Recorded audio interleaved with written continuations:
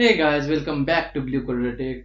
तो दोस्तों, हमने काफी समय से अपने चैनल के अंदर कोई भी वीडियो अपलोड नहीं करे, जिसका मेरा कुछ पर्सनल रीजन था। और इस वीडियो के अंदर हम फ्लेक्स प्रॉपर्टी को कंटिन्यू करने वाले हैं। हमने हमारे लास्ट वीडियो के अंदर फ्लेक्स प्रॉपर्टीज के बारे में देखा था और फ्लेक्स प्रॉपर्टी के अंदर जो फ्लेक्स बॉक्स है उसे क्या कहते हैं, कैसे हम इस फ्लेक्स बॉक्स का यूज करके हमारे जो फ्लेक्स आइटम्स है उसे क्रॉस एक्सिस और मेन एक्सिस है उसको अलाइन कर सकते हैं। और साथ ही में हमने हमारे पिछले वीडियो में कुछ फ्लेक्स की प्रॉपर्टीज देखी थी, जैसे फ्लेक्स रैप है, flex direction, flex flow, justify content, align item. ये सारी प्रॉपर्टीज को हमने हमारे पिछले वीडियोस के अंदर कवर कर लिया था। और आप डायरेक्टली इस वीडियो पे आए हो और आपको फ्लेक्स बॉक्स के बारे में नहीं पता हो, तो मैं आपको रिकमेंड करूंगा कि आप पहले वो वीडियो देख लीजिए, उसके बाद इस वीडियो को कंटिन्यू करिएगा। मैं डिस्क्रिप्शन में इसकी लिंक दे दूंगा। तो दोस्तों, हमने पिछली वीडियोस के अंदर सिर्फ फ्लेक्स बॉक्स की जो फ्लेक्स कंटेनर है उनको अप्लाई होने वाली प्रॉपर्टीज को देखा था, बट आज की इस वीडियो के अंदर हम इंडिविजुअल फ्लेक्स आइटम्स को कैसे प्रॉपर्टीज अप्लाई करते हैं उसके बारे में इस वीडियो में देखने वाले हैं। तो इसी के साथ चलते हैं हमारे VS कोड के अंदर और हमारे फ्लेक्स आइटम्स की जो भी प्रॉपर्टी है उसे हम इस वीडियो में कवर करेंगे। तो ऑलराइट गाइस, मैं आ चुका हूँ VS कोड के अंदर और हमेशा की तरह मैंने यहाँ पे एक फ्लेक्स आइटम नाम से एक HTML की फाइल बनाई है, जिसके अंदर मैंने एक हेडिंग लिया है और उसके बाद एक फ्लेक्स कंटेनर लिया है, जिसके अंदर मैंने 3 आइटम्स डाले हैं, जिसको क्लास मैंने फ्लेक्स आइटम दिया है और हर एक को इंडिविजुअली यहाँ पे अलग अलग यूनिक आईडी यहाँ पे प्रोवाइड करी है। और इस HTML को मैंने कुछ बेसिक सी स्टाइलिंग दिया है, जिसके अंदर मैंने सिंपली शेडिंग को कलर किया है। और दोस्तों, हम यहाँ पे फ्लेक्स बॉक्स के बारे में देखने वाले हैं, तो इसीलिए हमारे जो फ्लेक्स कंटेनर है उसे मस्ट फ्लेक्स बॉक्स होना चाहिए।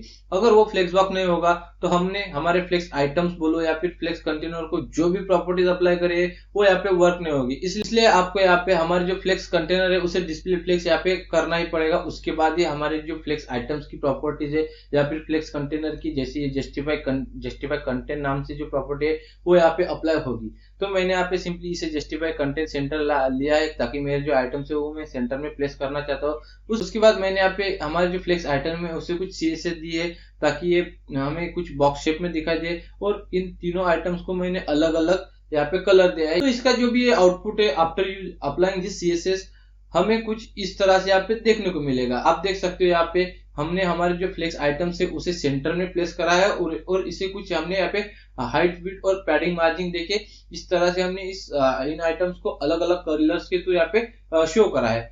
अब सबसे पहले हम फ्लेक्स प्रॉपर्टी के बारे में देखते हैं। फ्लेक्स प्रॉपर्टीज नहीं, फ्लेक्स प्रॉपर्टी। फ्लेक्स प्रॉपर्टीज मतलब जब हम हमारे जो कंटेनर है उसे डिस्प्ले फ्लेक्स नाम से प्रॉपर्टी देते हैं, यानी कि डिस्प्ले नाम ये हमारी प्रॉपर्टी है और उसकी जो वैल्यू है वो फ्लेक्स है। अब फ्लेक्स आइटम के अंदर हम फ्लेक्स नाम से हमारी प्रॉपर्टी आती है, उसके अंदर हम कुछ वैल्यू प्रोवाइड करते हैं। तो आपको यहाँ पे बिल्कुल कंफ्यूज नहीं होना है। डिस्प्ले फ्लेक्स जो कि हम कंटेनर को अप्लाई करते हैं और फ्लेक्स प्रॉपर्टी जो है उसे हम फ्लेक्स आइटम को अप्लाई करते हैं। तो फ्लेक्स प्रॉपर्टी क्या होते हैं, हमारे जो फ्लेक्स आइटम है उसे यहाँ पे इधर श्रिंक करेगा या फिर ग्रो करेगा। मतलब हमारे जो आइटम है उसको या तो छोटा करेगा या तो बड़ा करेगा।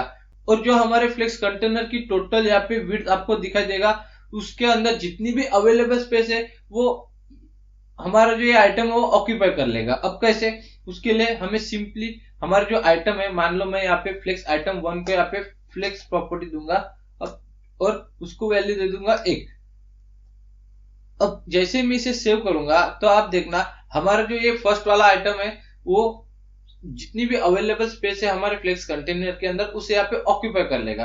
तो आप देख सकते हो हमारा जो फ्लेक्स आइटम है वो यहाँ पे ग्रो हो चुका है। अब मान लो मुझे इस फ्लेक्स आइटम 2 के भी कुछ यहाँ पे फ्लेक्स की वैल्यू देनी है, तो मैं यहाँ पे आइटम 2 को फ्लेक्स यहाँ पे 2 दे दूंगा। तो अब क्या होगा, अब हमारा जो फ्लेक्स 1 है जिसने ऑलरेडी हमारी जो अवेलेबल स्पेस थी उसे ऑक्यूपाई कर लिया है, और ये जो हमारा फ्लेक्स आइटम 2 है इसे मैंने यहाँ पे फ्लेक्स 2 वैल्यू दी है। तो ये क्या करेगा, ये हमारा जो ये फ्लेक्स आइटम है इसकी डबल में यहाँ पे इसको विड्थ दे देगा, और इसकी जो विड्थ है ये फ्लेक्स आइटम 1 की वो यहाँ पे श्रिंक होने वाली है, और हमारा जो फ्लेक्स आइटम 2 है वो इसके यहाँ पे फ्लेक्स आइटम 1 के यहाँ पे डबल में यहाँ पे ग्रो होने वाला है, और जो रिमेनिंग स्पेस है वो यहाँ पे फ्लेक्स आइटम 3 को मिलने वाले। तो वो सेव करते हो तो अब देखना यहाँ पे हमारा जो फ्लेक्स आइटम 2 है उसने यहाँ पे इससे डबल यहाँ पे विड्थ को ऑक्यूपाई कर लिया है, और जितनी भी रिमेनिंग स्पेस है वो आइटम 3 को यहाँ पे अप्लाई हो चुके हैं। तो इस तरह से हम हमारे फ्लेक्स प्रॉपर्टी को यूज करके हमारे जो फ्लेक्स आइटम की विड्थ है उसे इधर ग्रो कर सकते हैं या फिर श्रिंक कर सकते हैं। तो मैं इसे फिलहाल कमेंट करता हूँ, ठीक है। अब हमारे पास नेक्स्ट प्रॉपर्टी आती है फ्लेक्स बेसिस। अब फ्लेक्स बेसिस भी सेम फ्लेक्स की तरह है, बट यहाँ पे जो हम देख रहे हैं फ्लेक्स आइटम की जो विड्थ है उसे कितना एडजस्ट करना है वो यहाँ पे हम डिफाइन नहीं कर पा रहे। हम उसे इधर ग्रोथ या फिर श्रिंक तो कर पा रहे हैं, बट एक वैल्यू जो है उसे हम वो प्रोवाइड नहीं कर पा रहे। तो उसके लिए सिंपली हम फ्लेक्स बेसिस यूज करते हैं। तो मैं अगर यहाँ पे flex basis for example first item को देना चाहता हूँ, तो इसको मैं कुछ साइज दे दूंगा, यहाँ पे मान लो 50 पिक्सल। तो ये क्या करेगा, ये जो फ्लेक्स बेसिस है वो हमारे जो आइटम है उसकी विड्थ सिर्फ 50 पिक्सल कर देगा। तो आप देख सकते हैं यहाँ पे हमारे जो आइटम है उसको यहाँ पे इसकी जो विड्थ है उसे 50 पिक्सल कर दिया है। और अगर मैं यहाँ पे बढ़ाता हूँ, अभी मान लो मैं यहाँ पे 500 करता हूँ, तो ये हमारे जो फ्लेक्स आइटम की जो विड्थ है वो ग्रो करेगा। तो आप देख सकते हो हमारा जो आइटम है वो 500 से यहाँ पे ग्रो हो चुका है। तो इस तरह से हम फ्लेक्स बेसिस की मदद से हमारे जो फ्लेक्स आइटम है उसे एग्जैक्टली कितनी यहाँ पे विड्थ देने हैं, मतलब कि कितना यहाँ पे श्रिंक करना है या फिर ग्रो करना है, वो हम इसके अंदर डिसाइड कर सकते हैं। अब जिस तरह हमारे फ्लेक्स बेसिस वर्क करते हैं उसी तरह सेम हमारे पास एक और प्रॉपर्टी है फ्लेक्स ग्रो से। अब ये क्या करता है, ये हमारे जो फ्लेक्स आइटम है उसकी विड्थ को यहाँ पे ग्रो करता है। अब फ्लेक्स बेसिस के अंदर हम कुछ वैल्यू देते थे जिसके कारण हमारा जो आइटम है अगर उसकी जो डिफॉल्ट वैल्यू है उससे कम होती थी तो वो उस आइटम को यहाँ पे श्रिंक कर देता था, और अगर उसकी जो वैल्यू है वो उसके ओरिजिनल वैल्यू से ग्रेटर हो तो उस आइटम को वो ग्रो कर पाता था। अब इस केस में क्या होगा, फ्लेक्स ग्रो के अंदर वो हमारे जो आइटम है उसे ग्रो ही करेगा। तो मैं यहाँ पे फ्लेक्स ग्रो को अगर 1 करता हूँ फॉर एग्जांपल, और जैसे हमने फ्लेक्स 1 के केस में देखा था कि हाँ इसने इसकी जो रिमेनिंग स्पेस है उसे ऑक्यूपाई कर लिया था, उसी तरह से हमारा फ्लेक्स ग्रो भी यहाँ पे सेम वर्क करेगा और ये भी हमारे कंटेनर की जितनी भी रिमेनिंग स्पेस है उसे ऑक्यूपाई कर लेगा। तो आप देख सकते हो हमारा जो फर्स्ट आइटम है वो ग्रो हो चुका है और इसने इस कंटेनर की सारी यहाँ पे विड्थ को ऑक्यूपाई कर लिया है। अब उसी तरह अगर मैं सेम फ्लेक्स 3 को भी फ्लेक्स ग्रो प्रॉपर्टी देता हूँ और इसकी वैल्यू मैं यहाँ पे 3 लिखता हूँ, तो अब क्या होगा, अब जैसे मैं सेव करता हूँ तो आप देखना हमारा जो फ्लेक्स आइटम 3 है इसने इसको ग्रो किया है। हमारा जो फ्लेक्स आइटम 1 है इसकी 3 टाइम्स और रिमेनिंग जो स्पेस है वो यहाँ पे आइटम 2 को मिल चुके हैं। तो इस तरह से हम हमारे जो फ्लेक्स आइटम्स है उसे इस कंटेनर की उसके अंदर हम हमारे इन आइटम्स को यहाँ पे प्लेस कर सकते हैं। ठीक है, तो ये तो होगा हमारा फ्लेक्स ग्रो प्रॉपर्टी।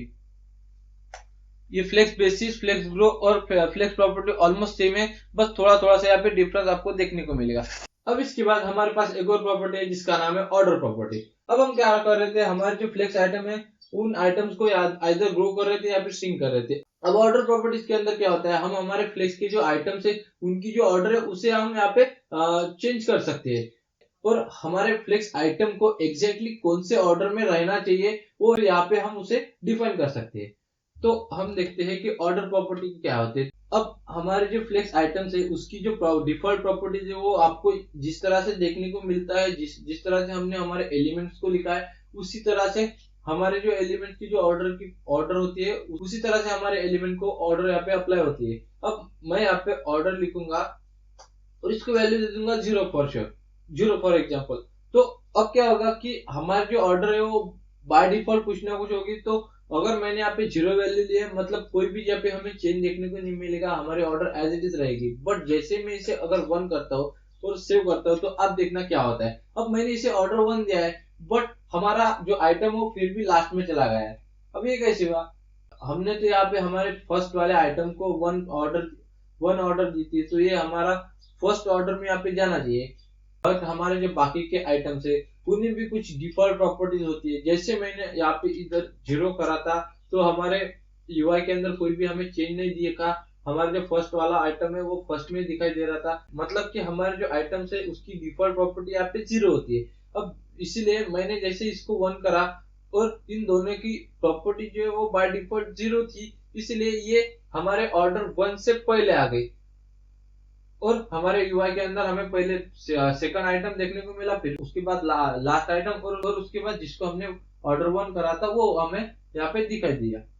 तो इसके लिए अगर हम हमारे एलिमेंट को कोई ऑर्डर देते हैं तो हमारे सारे आइटम्स को यहाँ पे ऑर्डर देनी पड़ेगी, नहीं तो हमारे जो ऑर्डर है वो यहाँ पे मिक्स मैच हो जाएगी। तो मैंने यहाँ पे हमारे जो फ्लेक्स आइटम 1 है इसे ऑर्डर में यहाँ पे 2 देना चाहता हूँ और 2 को ऑर्डर 1 देना चाहता हूँ, 1 ने मैं यहाँ पे 3 देना चाहता हूँ और 3 को यहाँ पे 1 दूंगा। ठीक है, तो हमारे जो फ्लेक्स के आइटम है वो यहाँ पे हमने चेंज ही कर दिए।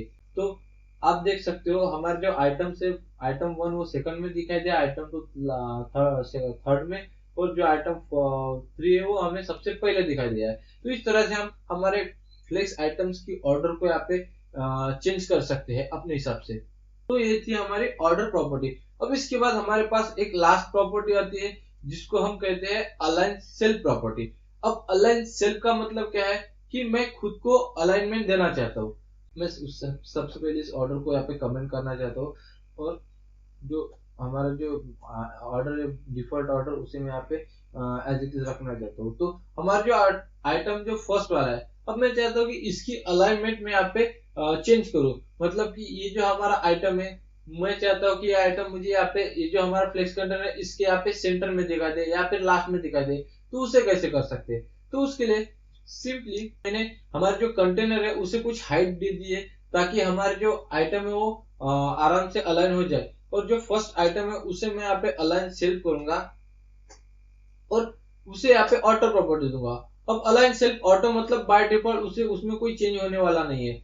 उसके बाद अगर मैं यहाँ पे फ्लेक्स स्टार्ट भी लिखूंगा तो भी यहाँ पे कुछ चेंज होने वाला नहीं है, क्योंकि हमारा जो आइटम है फ्लेक्स कंटेनर की जो स्टार्ट से यहाँ पे हमें शो करेगा।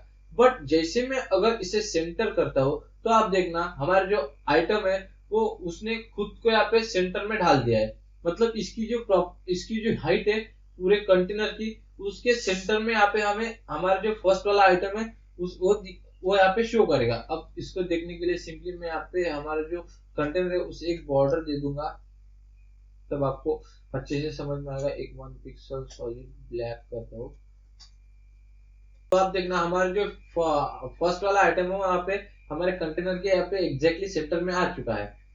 अब उसके बाद अगर मुझे इस आइटम को बॉटम में लेना है तो उसके लिए मैं यहाँ पे फ्लेक्स एंड प्रॉपर्टी को यूज कर सकता हूँ। अब फ्लेक्स एंड के अंदर क्या होगा कि हमारे जो कंटेनर है वो जहां से एंड हो रहा है, मतलब कि यहाँ से, तो हमारा जो आइटम 1 है वो हमें यहाँ पे शो करेगा। और आइटम 2 को मैं यहाँ पे for example align self property दूंगा और इसे सेंटर कर दूंगा। ठीक है, तो इस तरह से हम अलाइन सेल की मदद से हमारे फ्लेक्स आइटम्स को यहाँ पे अलाइनमेंट दे सकते हैं। तो यही थी हमारे फ्लेक्स आइटम्स की जो भी बची कुची प्रॉपर्टीज थी। आई होप मैंने आपको फ्लेक्स आइटम्स की जो भी प्रॉपर्टीज है उनको कैसे अप्लाई करते हैं इनके बारे में मैं समझा पाया हो। और आपने यहाँ तक अगर वीडियो देखा है और आपको ये वीडियो सच में अच्छा लगा है तो प्लीज इस वीडियो को लाइक कर सकते हो। और अगर आप चैनल पे नए हो तो प्लीज इस चैनल को सब्सक्राइब कर देना और शेयर करना अपने दोस्तों में ताकि वो भी वेब डेवलपमेंट सीख सके और चैनल से बने रहे। और भी बहुत सारे वीडियोस आने वाले हैं। हमारी जो ये CSS की प्लेलिस्ट है उसे खत्म करने के बाद हम जावास्क्रिप्ट की प्लेलिस्ट को स्टार्ट करने वाले हैं। इसी के साथ आज की इस वीडियो को यहीं पे रैप अप करते हैं। हम मिलते हैं नेक्स्ट वीडियो में। Until then take care, bye bye, Vande मातरम।